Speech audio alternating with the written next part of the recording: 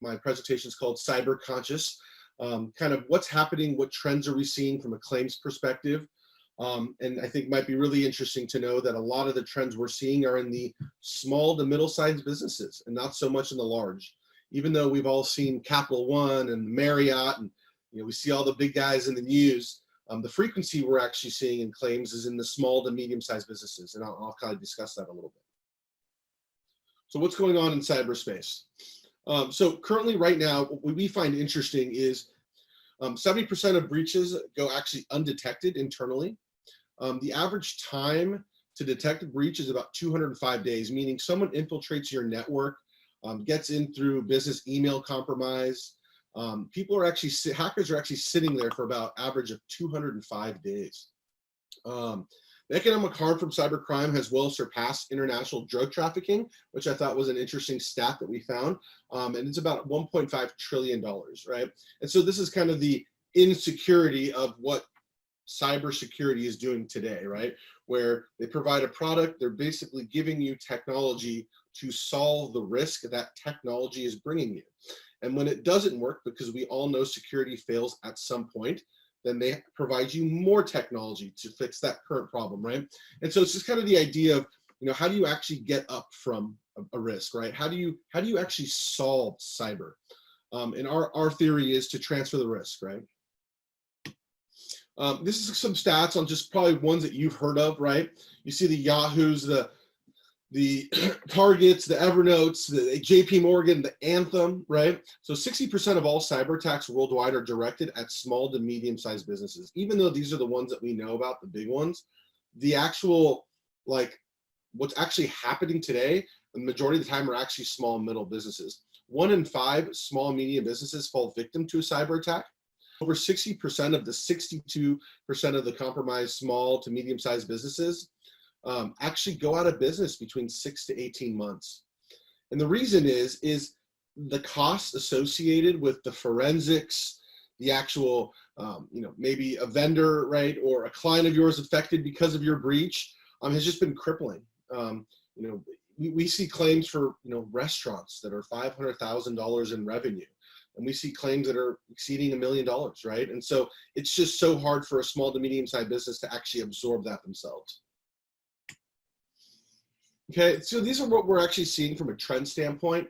45% of the claims we've seen in 2018 were hacking into actual networks. 30% were malware. 15% was social engineering. And 10% was privileged misuse, right? Insider. The hacking into the network, actually 80% of that was through business email compromise, meaning people were being phished, right? Click on this link, get your Amazon gift card, or, Dennis, looks like Dennis sends me an email and it says, hey, make sure you click on the calendar invite, right? For this meeting, right? So it's just really interesting on some of the trends we've seen. Social engineering is a very popular one that a lot of people talk about. It's really what we call funds transfer fraud, is the getting tricked into sending monies, right? Hacking 101. So there's a really interesting idea around the elite minds, right? What we call the whale hunters, right? What we describe to our broker community and our the people that we partner with, like PIA, SE, is there's a difference between a target of choice and a target of opportunity, right? A lot of small businesses say one of the biggest drawbacks in buying cyber insurance is no one's trying to hack me. Like, I'm not big enough. I'm not Amazon. I'm not Google. I'm not Marriott, right? I'm not Capital One. And they're right. There aren't organizations building code to attack your business 24 hours a day. That's not realistic, right? Unfortunately, what we're seeing in the marketplace today is kind of in the wild, lazy hunters and gatherers, the targets of opportunity. You use a multiple amount of technology services to help run your business efficiently. If it's a payment processing system, if it's a website, if it's integrating your Yelp reviews with what you do for business, if it's your HR system, all these technologies combined provide vulnerabilities that are publicly seen by hackers that then drive a target of opportunity. Well, one of the best metaphors that my mentor actually told me was, if you imagine a massive piece of wood, right? And there's all these nails in this piece of wood hammered in, and you see one nail sticking out, that's all a target of opportunity is. A hacker has a hammer, He sees a nail and he hits it. They aren't trying to get you. They aren't like going after you, but all the technologies that you use do bring a risk and exposure to the business, right? Kind of the favorite tactics that people are using are credential stuffing right now. So if you imagine all your employees have a business email address, those business email addresses are used by your employees on third-party sites. If it's logging into LinkedIn, if it's their Nordstrom's account, a lot of people use their corporate email addresses on third-party sites. When those third parties are breached, like we'll use LinkedIn as an example, if I use apazuki@coalitioninc.com as my username for LinkedIn, and LinkedIn is breached, my password associated with LinkedIn is now available. And there's a good to decent chance I'm a human and my password on LinkedIn is the same at work. And so what they're using are these compromised emails and passwords and just brute forcing systems to see what sticks. Right, homoglyphic domains, right? This is just look-alike domains, right? Idea of if I am coalitioninc.com and someone makes a website called coalitioninc.com, but they change the O in coalition to the number 0. And they start sending emails from apazuki@coalitioninc.com to all the employees of my company and trying to get someone to click on malicious ink and infect malware, right? Third is the funds transfer fraud, right? Is the idea of tricking people into sending funds. We're seeing this quite a bit. So cyber conscious shift. So what I'm going to do here is kind of housekeeping, things that you can do in your business today. Our personal belief and our partnership with PIASE is having insurance, right? Buying insurance to protect yourself in the case that something happens, right? The problem with cyber today is a lot of it's unknown, right? A lot of this is above the normal business owner, right? And so having an insurance policy in place will help you protect yourself in the case that something happens. But these are a few things that kind of help you on your day-to-day business. The first one is actually my favorite. Slow down and think a little bit, right? We're so accustomed to going through emails, text messages, social media, so fast, back and forth.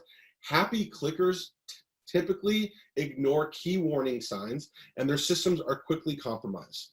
What's really interesting at Coalition, when you become our policyholder, we provide free at no cost security awareness training for the first 15 employees at your business. We obviously have a discounted rate through a company called Curricula. These are security awareness training where it's really like it's animated, it's kind of fun, they're quick videos. You can set up anti-phishing campaigns with your employees, sending them malicious emails to try to get them, right? And have them take a class about it. This is all free, and we find it very useful. Do not respond or provide financial or account information via email, right? There's a lot of times you're going to get an invoice for your business from a vendor or a client. Call them, right? Verify the account number, right? It's an extra step, but it's the difference between what is causing almost 60% of claims in cyber today versus just a 5-minute call, right? A 2-minute call to verify the account number with your client, right? Watch out for attachments. We're seeing a lot of malicious attachments right now on email attacks. Be cautious of links in emails. Before clicking a link, have an expectation of where you'll be taken upon clicking. Don't click a link if you expect to enter credentials or run anything, right? I mean, the links are huge right now. Make sure you see it. Maybe type it in Google to verify what it is.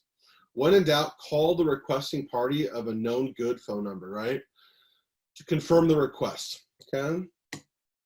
Never call or allow any Microsoft or toll-free support to connect to your computer systems.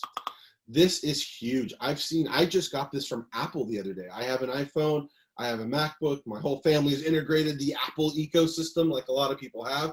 And Microsoft has actually been the biggest driver in this, but I got one from Apple last Thursday actually that was like, hey, your cloud has been breached. Click 1 to talk to Apple support. I hung up the phone immediately and I went to Apple's website. I called Apple and they're like, we know nothing about this, right? So it's really interesting, right? Password recommendations. There's a lot of ways people have talked about passwords in the past. Do not use your name or your username in your password. Don't make your password Alex Pazuki, right? It's not smart of me to do. Do not use the same password for multiple websites, right? Especially financial or banking. I personally have a different website for a different password for every single login I have. And there's obviously password managers that can help you maintain that.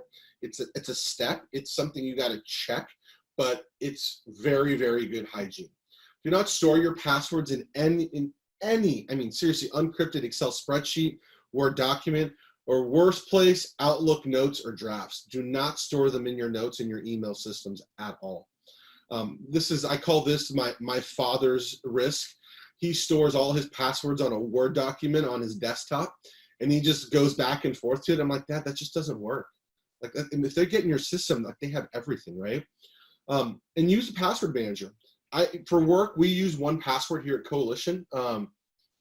Personally, in my family, we use LastPass. I actually really like LastPass. I think there's like a free version, but from a business standpoint, it's very cost effective. And what it does, it basically gives you one main password to log into LastPass.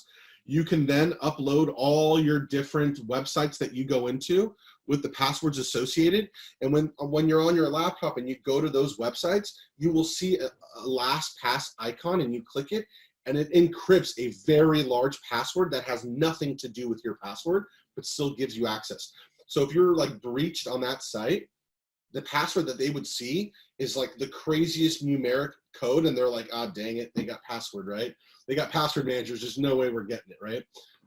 Which is, I think it's just a really good way of doing it.